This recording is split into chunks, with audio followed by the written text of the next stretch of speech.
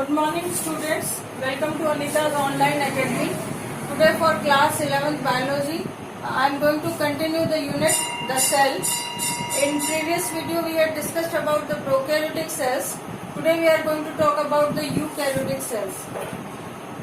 Eukaryotic cells are found in most of the plants, and eukaryotic cells have a prominent and well organized nucleus in them. Prominent and well organized nucleus. Now prominent means it is clearly visible.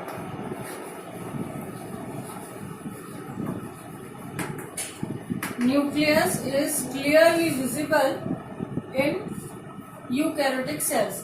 And now well organized means it has a particular structure, this is your nucleus. This nucleus has nuclear membrane.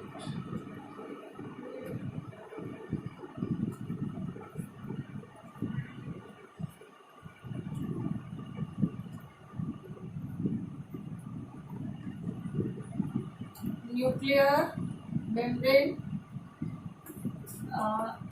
We can say it is bound or it is surrounded by nuclear membrane, and this nuclear membrane keeps the nuclear material separated from rest of the cell or rest of the cytoplasm. So this is bound with, nucleus is bound with nuclear membrane and separated from other cell organelles, separated from cytoplasm.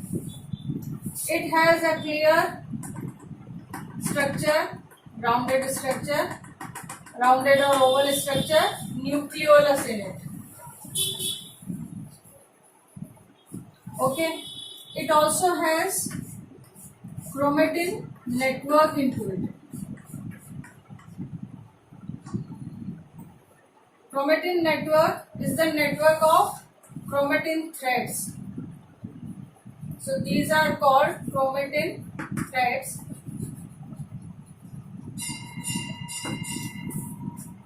And these chromatin threads and the matrix or ground material which is filled inside it, that is known as nucleoplasm. So this type of nucleus is called well organized nucleus. And children, these chromatin threads are made up of DNA and histone proteins. DNA and histone proteins. So actually these chromatin threads, which are present in the form of chromatin network, at the time of cell division become clearly visible, and these are only called the chromosomes of a cell or an organism.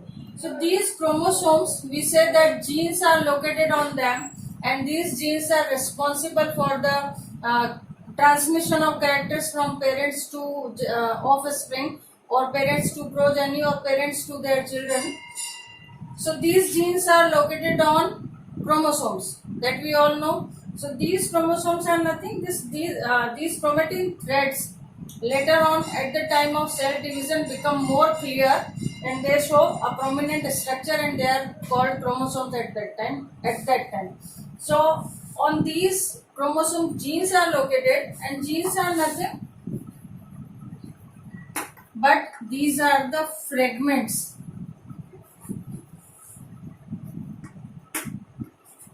of DNA. These are called fragments or pieces of DNA. Whenever a long ribbon-like structure breaks down into pieces, then those pieces are called fragments. So DNA is also a long ribbon-like structure, which we will discuss in detail when we will discuss about chromosomes and all that. So genes are nothing but the fragments of DNA, and besides DNA there is histone protein also present. As we had seen in prokaryotic cell, the histone proteins were there, DNA was there, but they were not surrounded by a nuclear membrane and not a separate matrix called nucleoplasm was there. No nucleoplasm, no nucleolus, no nuclear membrane. Yes, DNA, that is genetic material, was there, but it was in direct contact with cytoplasm.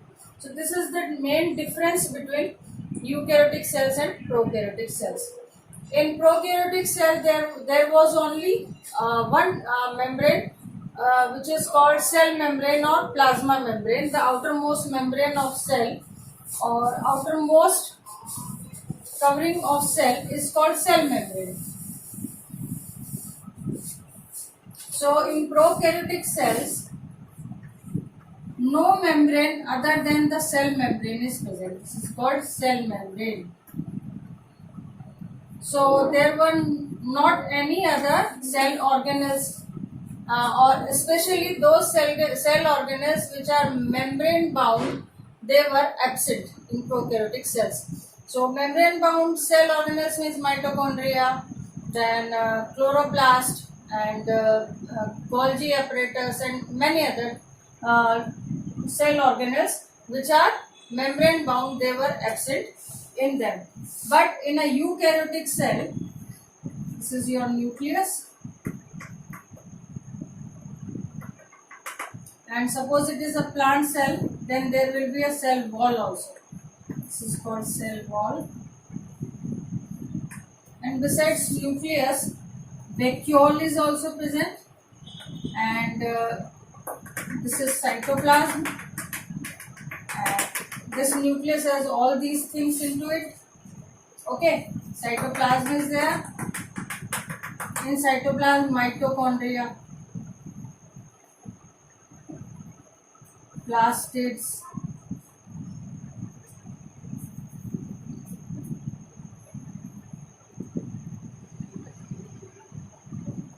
these are double membrane bound, so I have drawn these two membranes. In ultrastructure we will discuss in detail. So mitochondria and this is called plastid, and also yes, endoplasmic reticulum. These are the various, we will discuss in detail separately while discussing the structure. Here only, just as an introductory part, the eukaryotic cell has all the membrane bound cell organelles beside the cell membrane. Okay, so this is all about eukaryotic cell. Now before we discuss the ultrastructure of cell, we will know about some facts related to eukaryotic cells. Our next topic is ultrastructure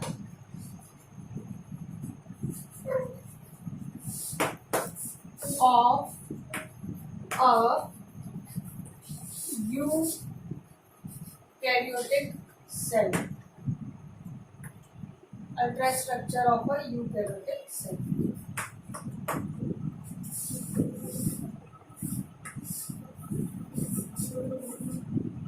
Now, what is meant by ultrastructure? Ultrastructure is the structure which is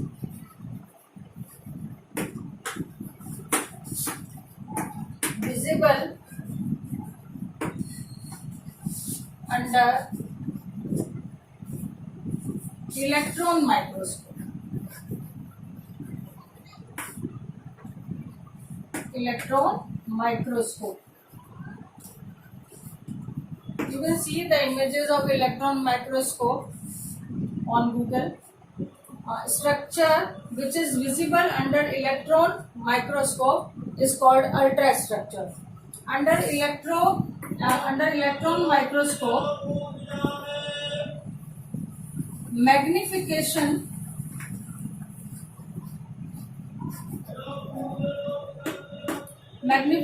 is approximately 10 raised to 7 times. Okay, any structure that we observe under electron microscope, its magnification or its enlargement is about 10 raised to 7 times. So under electron microscope we can see the ultrastructure and we can see each and everything clearly under this microscope. Whereas in this electron microscope, source of illumination,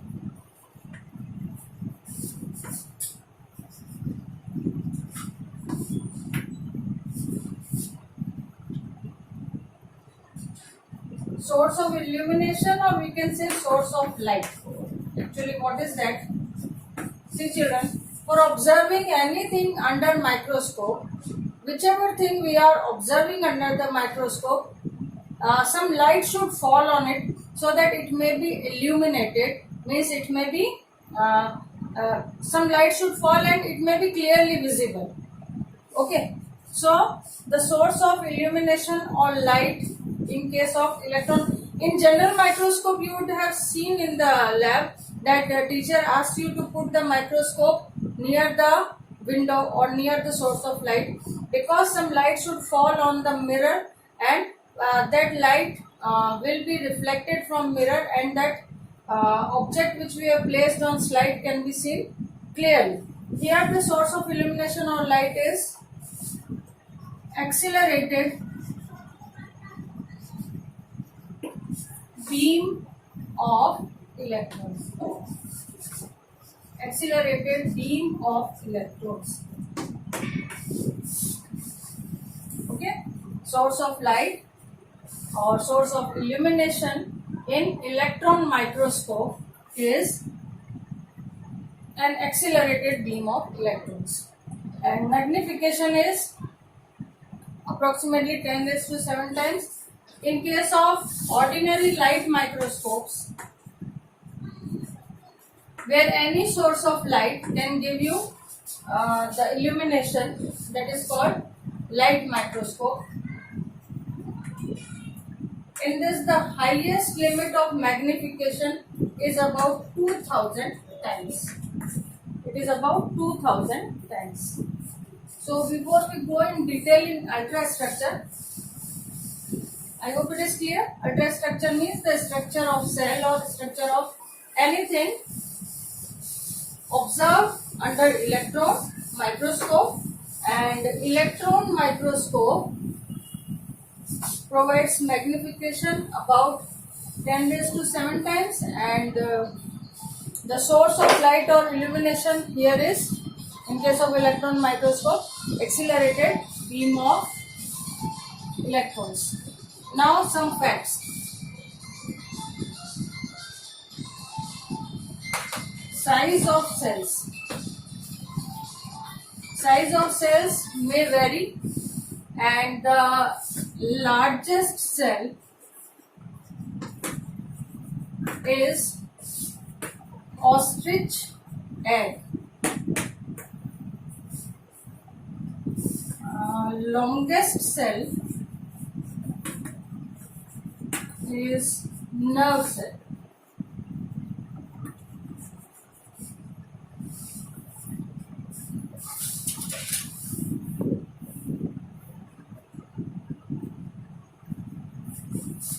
Longest plant cell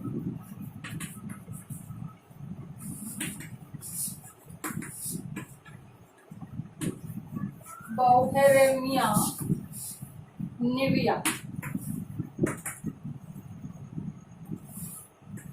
Fiber of this plant.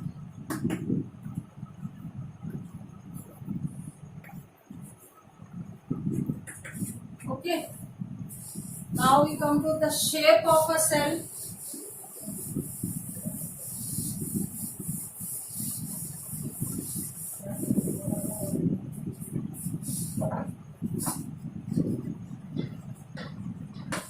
Shape will also vary according to their position or location in tissue.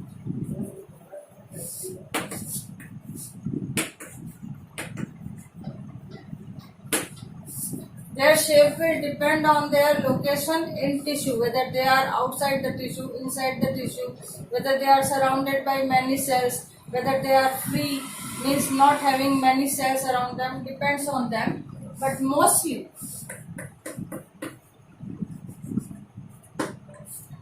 cells are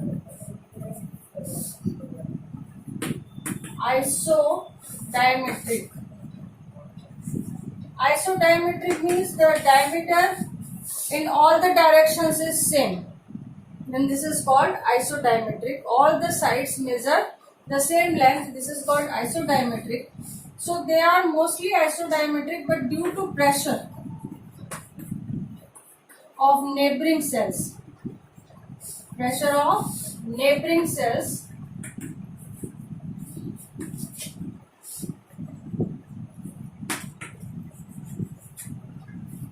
their shape is changed.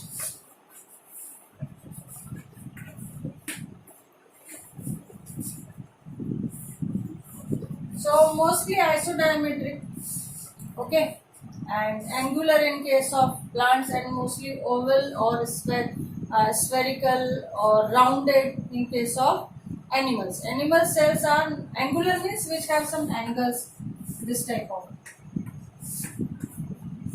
there are angles. So plant cells are mostly angular, and animal cells are not angular. They are rounded or oval, or this type of shape is there without any angles.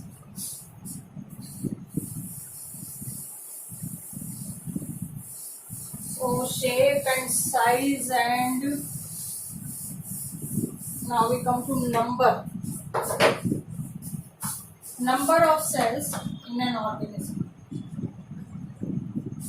Number of cells, 1 to many. When there is one cell, it is called unicellular.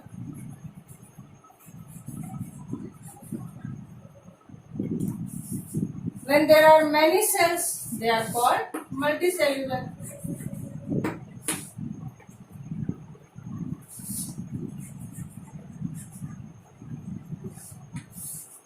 In case of multicellular organisms, number of cells not fixed. Number of cells not fixed, but exception. Exception is a lower alga named Pendorina. This is a green alga. And it has number of cells fixed 8 to 32. Otherwise, in multicellular organisms, the number is not fixed.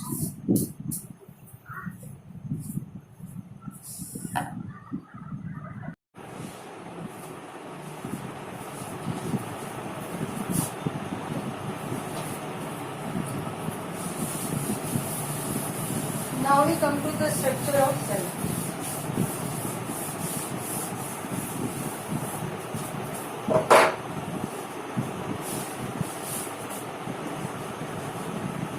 Structure of plant cell. Okay. We will discuss plant cell under 3 headings. Number 1, cell wall. Number 2,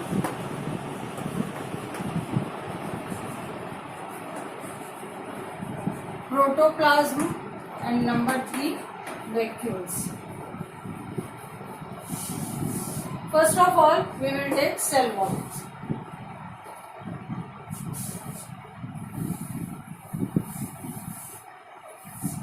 So I just draw a rough diagram of a plant cell.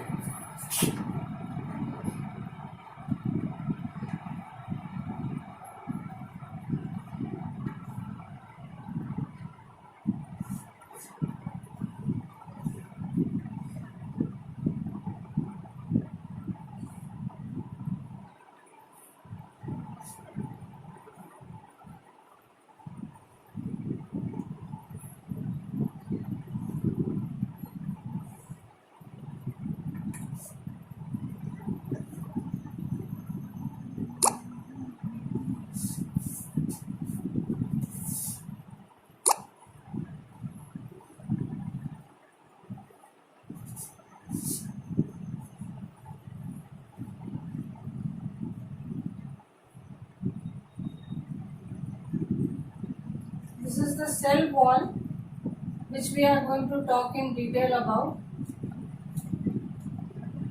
This is the cell wall. Inside the plant cell there is a big vacuole. Then there is a prominent nucleus also, and there is a cell membrane inside it. So here we are concerned about cell wall only for now. It will be connected to another cells. So from corners you can make like this.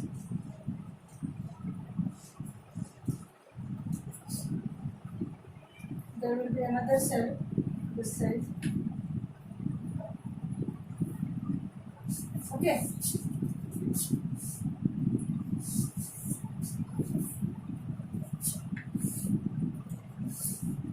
So children, here is the cell wall. Cell wall is the outermost wall.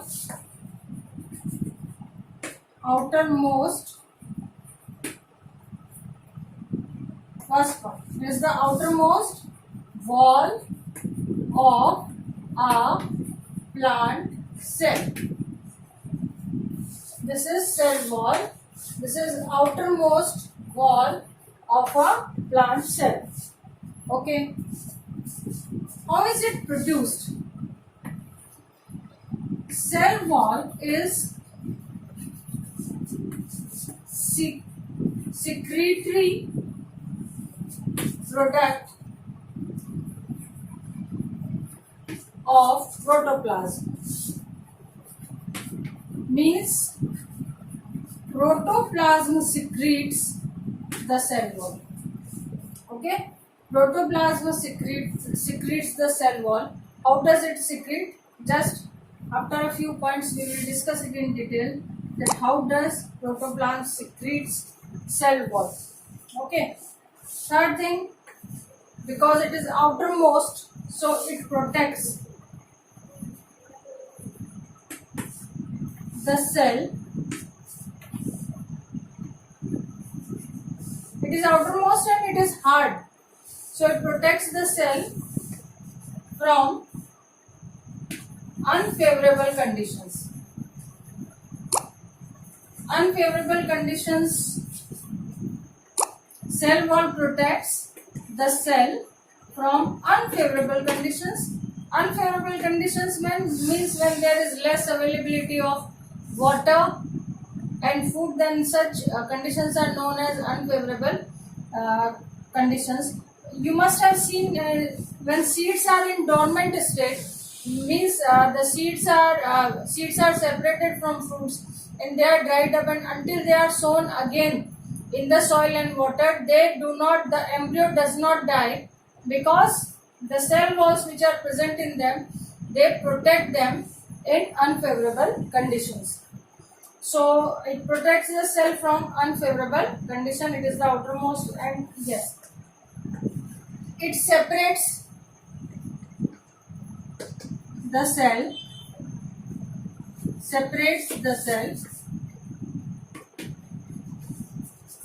from neighboring cells, surrounding cells or neighboring cells. It protects the cell or separates the cell from neighboring cells, and also it provides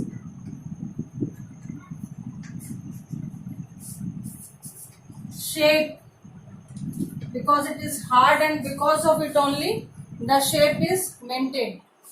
The shape, it provides shape, support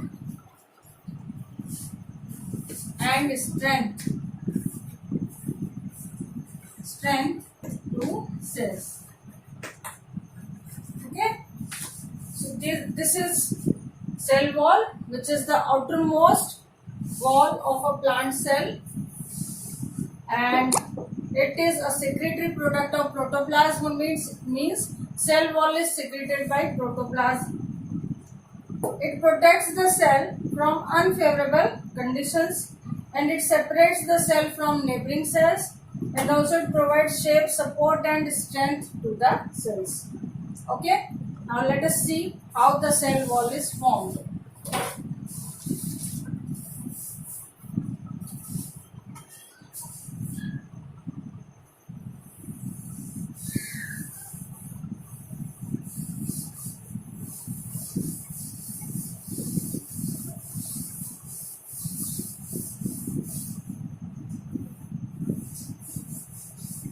children, do you remember our workout?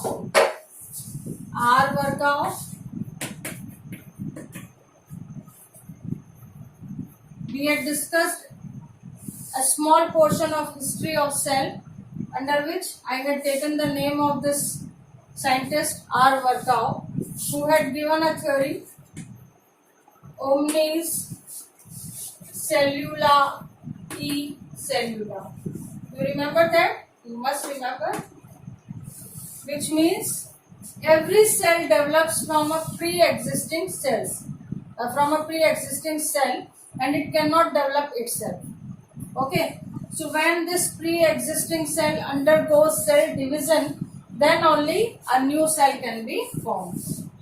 So how a new cell can be formed? By the division of a pre-existing cell.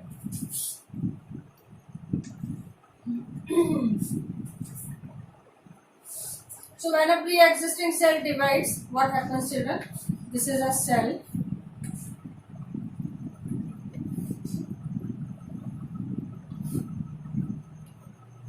During cell division, first of all, there is division of nucleus. First nucleus divides into two parts and two daughter nuclei are formed. Whenever cell division takes place, first the division of nucleus takes place, and division of nucleus takes place first. And division of nucleus is known as karyokinesis. In Greek, karyon means nucleus. In Greek, karyon means nucleus. So karyokinesis, breaking down or division of nucleus. So this occurs first. So first division of nucleus takes place, by which two daughter nuclei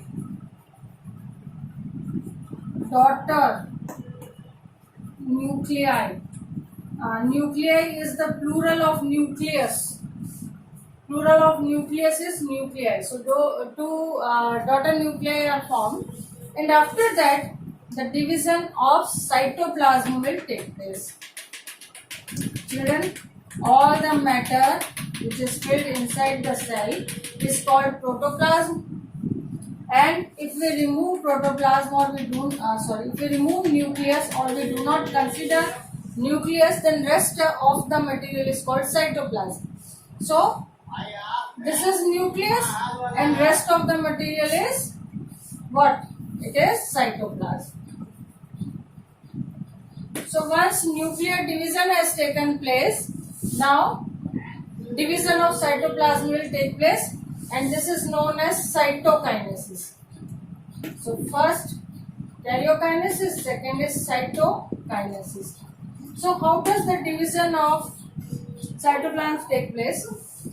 You would have heard about the cell organelle Golgi apparatus or Golgi complex. So it is made up of some vesicles of membranes. So these vesicles or membranes, they get arranged on equatorial line, in midline inside the cytoplasm. So these are the vesicles of Golgi complex which get arranged on equatorial line, and these are known as phragmoplasts. These small fractions or vesicles of Golgi complex which get arranged on equatorial line, they are known as phragmoplasts, and these phragmoplasts are cemented together. Okay, they are bound together, they are cemented together by a material made up of calcium and magnesium pectate. Calcium and magnesium pectate. This material cements these phragmoplasts. So this is the cement by which a delicate middle wall is formed. It is delicate middle wall, middle between two nuclei. So one nucleus with some cytoplasm, another nucleus with some cytoplasm are separated by this middle thin delicate wall, which is called middle lamella. This is called middle lamella.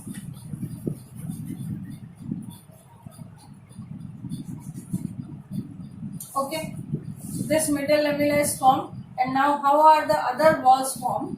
For that I will have to draw a big sized cell at the center of the blackboard. So I am going to rub it all. Before that, if you want to see, I will tell you once again. We are discussing about how the cell wall is developed, and according to our workout, there is a theory called omnis cellula. Cellula means a cell can develop from a pre-existing cell. When a cell undergoes cell division, then only the new cell is formed. So during cell division, two nuclei are formed, and this division of nucleus is known as karyokinesis. And when karyokinesis is complete, one nucleus is divided into two daughter nuclei. Then in between these two nuclei, some vesicles of Golgi body or Golgi complex are arranged on equatorial line or on midline, and these are known as phragmoplasts. These phragmoplasts are cemented together with the help of calcium and magnesium pectate. Got it? And thus middle lamella is formed. Now I am going to redraw the structure.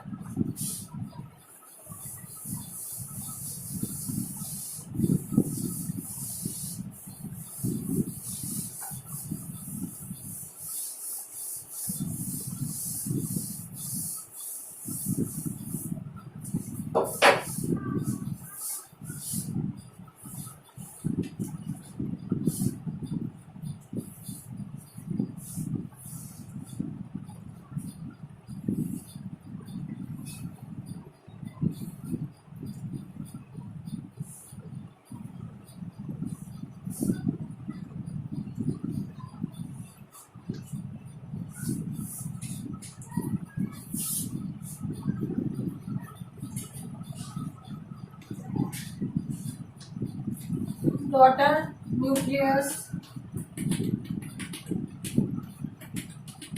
another daughter nucleus, means two daughter nuclei are there.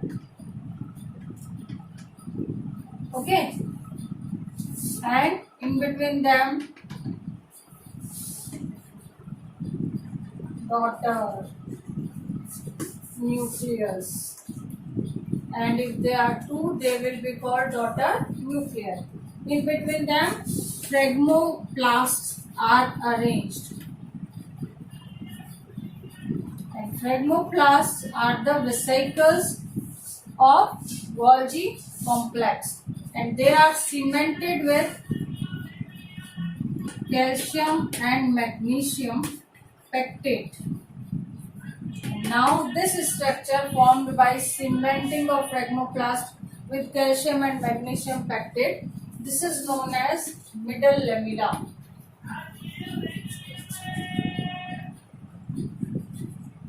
This is known as middle lamella. Now, as I had told you, cell wall is the secretory product of protoplasm. And what is protoplasm?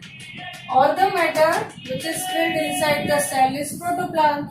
So this nucleus and all this is protoplasm. So this protoplasm now secretes, there is one cell this side, one cell this side. The protoplasm of these cells secrete primary wall on either side of this middle lamella. So here is your primary wall. This is called primary wall. Okay. So middle lamella, and after that in either side there is primary wall. Okay. Simple. Middle lamella is made up of calcium and magnesium pectate. Primary wall is made up of pectates, pectates of some particular metals, pectates, then hemicellulose,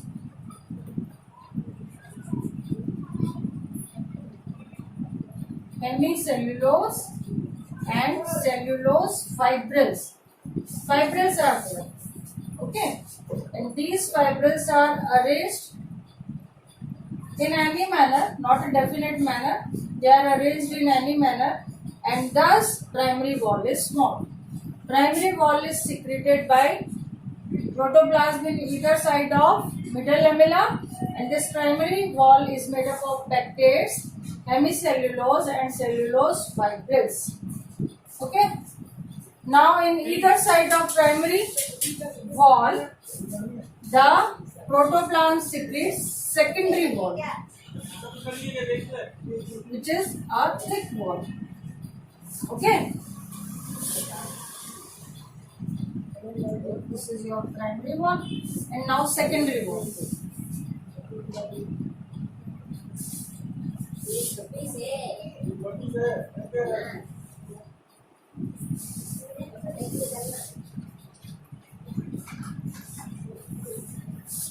I am showing primary wall with blue chalk. This is your primary wall. Okay. This is secondary wall. In either side of primary wall, there is secondary wall.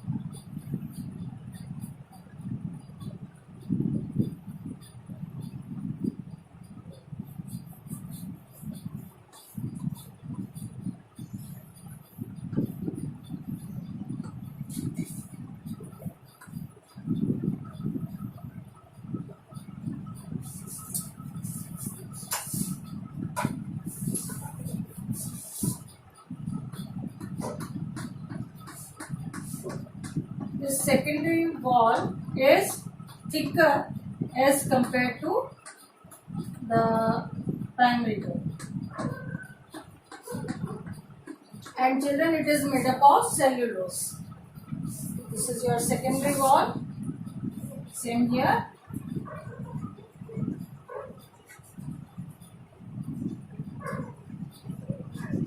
Secondary wall. Okay. And it is made up of cellulose fibrils. Cellulose fibrils, and they are arranged in parallel manner. Okay. Now children, you must have seen that I have drawn 3 layers in secondary wall. So yes, secondary wall is made up of 3 layers. Lower, middle,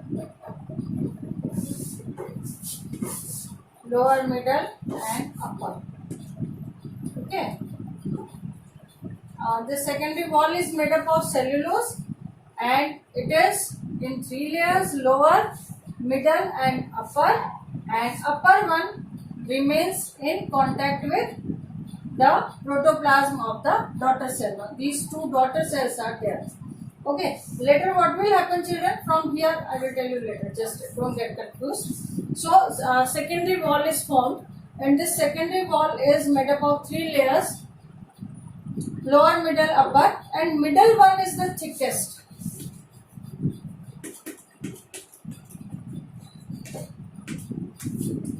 Middle one is the thickest. Okay. So now this cell wall is formed. Now children, while this cell wall is being formed, what is happening? First of all, middle lamella was formed. Then some substances were secreted by protoplasm and they got deposited, and as a result, these cell walls, this primary wall and secondary wall were formed. Now children, while this deposition is taking place, at some places deposition cannot get completed. Deposition is not completed at some places. So some pit-like structures are left behind. Some areas are left behind. So at the beginning, they are called primary pit fields. They are called primary pit fields where no deposition has taken place, and later on they will take the form of pits. So from these pits, the protoplasmic strands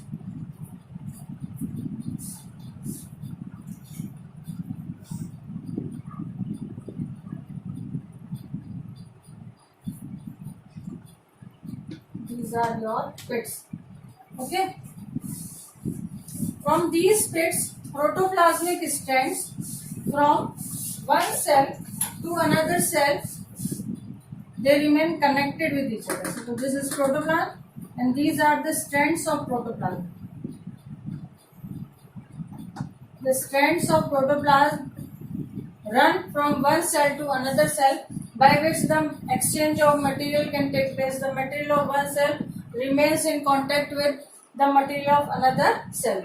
So these protoplasmic strands which run along these pits, earlier they are called pit fields, later when the cell is fully developed they are called pits. So from these pits, the strands of protoplasm run from one cell to another cell, by which protoplasm of the two cells remain in contact with each other, because children, the cells in multicellular organism, they are a part of tissue and they have to remain in contact with each other. So this is one way of remaining in contact with each other. So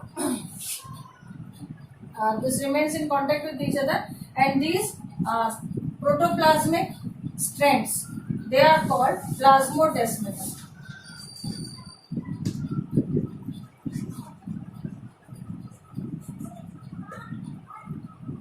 These are called plasmodesmata. And also children, cell wall is made up of cellulose. So this cellulose is permeable to water and various substances. So various substances and water can pass from one cell to another cell through these walls. There is no problem. You cannot say that the exchange of materials takes place through plasmodesmata only. No. Cell walls are permeable to water and some substances. So they can pass through these cells also. So I hope there should be no problem in understanding that how the cell wall has developed after cell division. I repeat once again how the cell wall is formed. When cell division takes place, first of all, nucleus divides into daughter nuclei. In between these two daughter nuclei, the vesicles of Golgi body are arranged on equatorial line, and these are known as phragmoplasts. These phragmoplasts are cemented with the help of calcium and magnesium pectate, and as a result a delicate wall is formed which is known as middle lamella. In either side of middle lamella, primary wall is secreted by protoplasm, and this primary wall is made up of various pectates, hemicellulose and cellulose. Then secondary wall is also secreted, which is made up of cellulose, which is a little tough as compared to primary wall, and thick also, and it is made up of 3 layers, upper, middle and lower, and middle one is the thickest layer. At some places the deposition is not done, while on middle lamella and primary wall the deposition is taking place. Some areas are left from deposition of material of secondary wall and primary wall. So these areas are called primary pit fields, and which later on called as pits. And from these pits, the protoplasmic strands run from one cell to another cell, by which the material of cells remain in contact with each other. And these protoplasmic strands are known as plasmodesmata. And besides that, the cell wall itself is permeable to water and some substances dissolved in it, so the exchange of material can take place between two cells.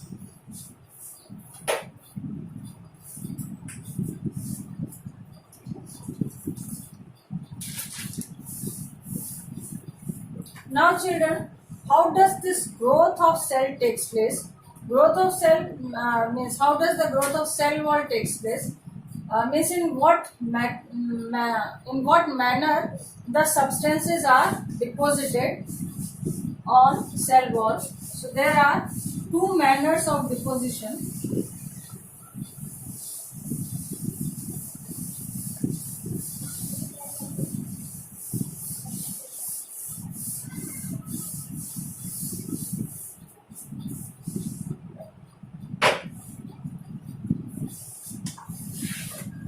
Growth of cell wall.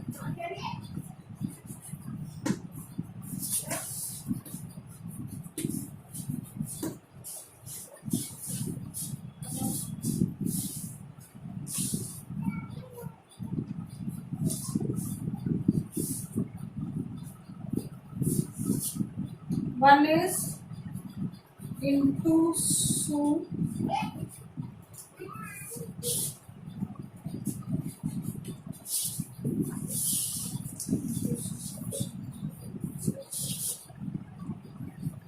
This is called intussusception, and other is called apposition.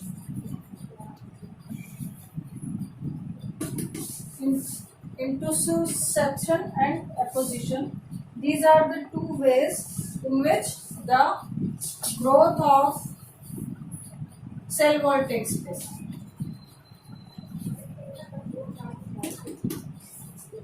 Now, what is intussusception way? In this, what happens? There is cell wall. Suppose this is primary wall, on either side of which the secondary wall will be secreted. So, when this wall is growing, primary wall, then it will be stretched. It will be stretched in one direction or other direction. So when it stretches in between the material, when it stretches, the material is deposited in between. It keeps deposited in the, you can say, small fragments, like this is primary wall. Okay. Secondary wall deposited, then it stretches, primary wall, again secondary wall, material is deposited, it stretches in this direction and this direction at the same time. So at the same time, in the both side, in fractions, we can say, in fractions the material is deposited, and this way the cell wall material deposition or growth of cell wall takes place. Then this is known as intussusception. Intussusception means when the wall, suppose this is primary wall, on this primary wall secondary wall is deposited, when it stretches in various direction, along with the stretching of this wall, the material is deposited in fractions on this wall. This is called intussusception. In case of apposition, this is primary wall, it is completely developed, then the material will be deposited in the form of thin layers, complete thin layers. Just like we take a cardboard and we paste a complete page on it, then we paste a complete page, another complete page, then another complete page, then this is known as apposition. So in these two ways the growth of cell wall takes place.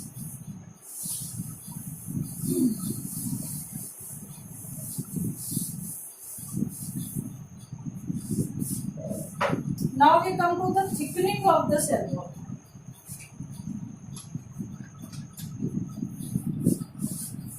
Thickening. Thickening means the cell wall is completely formed. Some material are deposited on them by which they become thick and hard. So first material that is deposited is lignin. Generally in xylem cells, the lignin is deposited.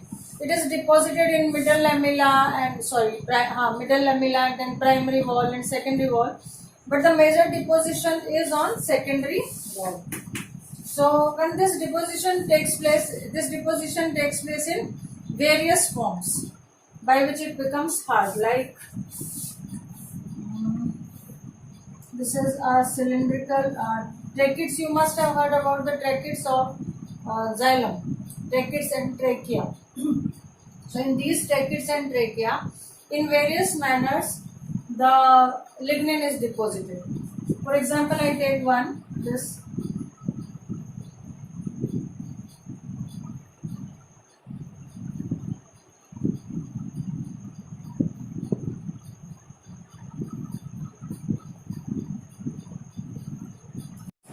It takes place in the form of rings.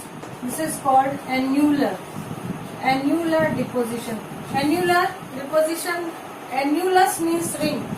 So it is annular deposition in which the lignin is deposited in the form of rings and there is some gap between two rings. This is called your annular deposition. Then there is another kind of deposition, cylindrical tracheids of xylem, tracheids and trachea. What happens? It takes place spirally.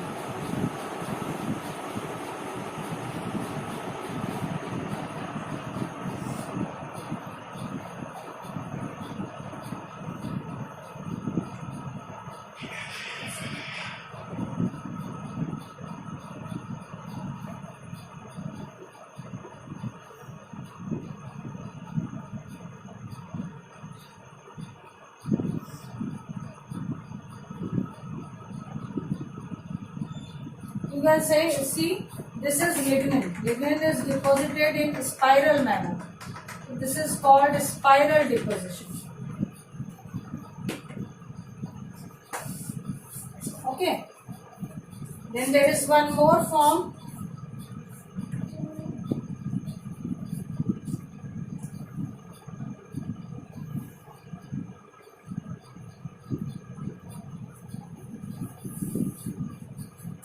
In this case, the deposition is in the form of the steps of ladders or rods of a ladder.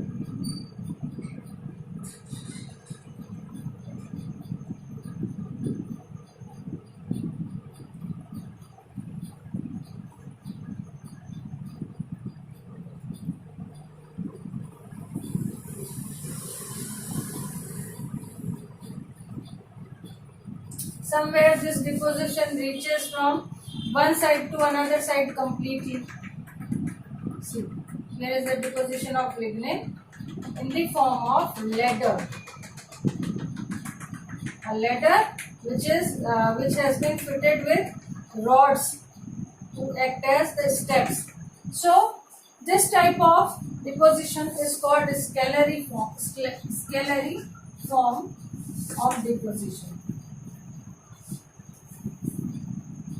This what happens, children?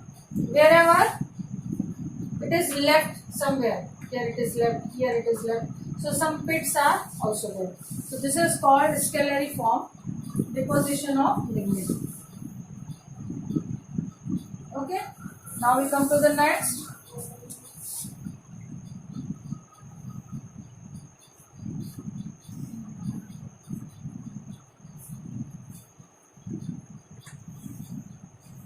Again, xylem tracheid or trachea or vessel. In this, deposition is irregular.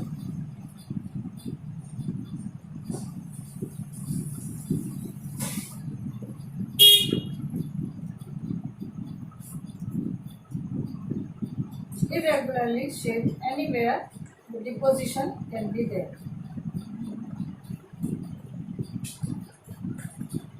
So they make a network, just like it appears like a network.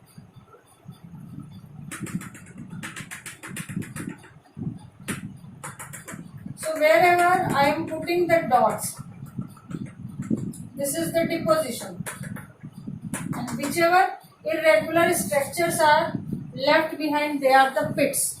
So these are the irregularly shaped pits around which deposition of lignin is in irregular manner, and as a result reticular type of thickening. This is the reticular type of thickening of lignin. As a result, this type of deposition can be seen. Okay, and now we come to the last one, pitted deposition. This mostly occur in metaxylems. When we will discuss tissues, plant tissues, I will tell you in detail what are protoxylem and metaxylem and all that. For now, just remember, it occurs in metaxylem, trachea and tracheids. So there are some, the complete wall is deposited regularly with lignin. If there is a cell, this is a cell, the whole wall is deposited with lignin, but in between somewhere some pits are left behind. So this is called pitted deposition of lignin. Now in pitted deposition of lignin, the pits are of two types. These are simple pits. And here I draw again. Deposition is there. On the whole wall, the deposition is there.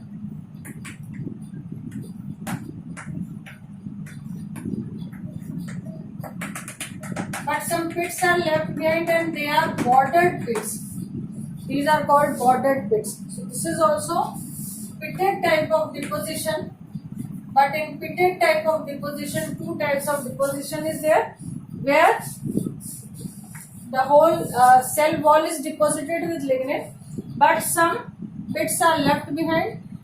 Pits are of two types, simple pits and bordered pits.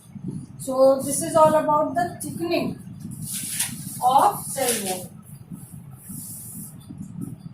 Now we will discuss in pits in detail later, but before that, okay, when we will discuss the pits in detail, and after that we will discuss about the other substances which are deposited. So what we have, where we are going to end today's discussion on the point thickening. The wall when the cell wall is formed, after formation, some substances are deposited on it, by which the cell wall becomes thick. So this deposition of substance is called thickening. And the first substance we have talked about is lignin. Later on we will talk about cutin and suberin and some other substances in my next video. So till then, bye.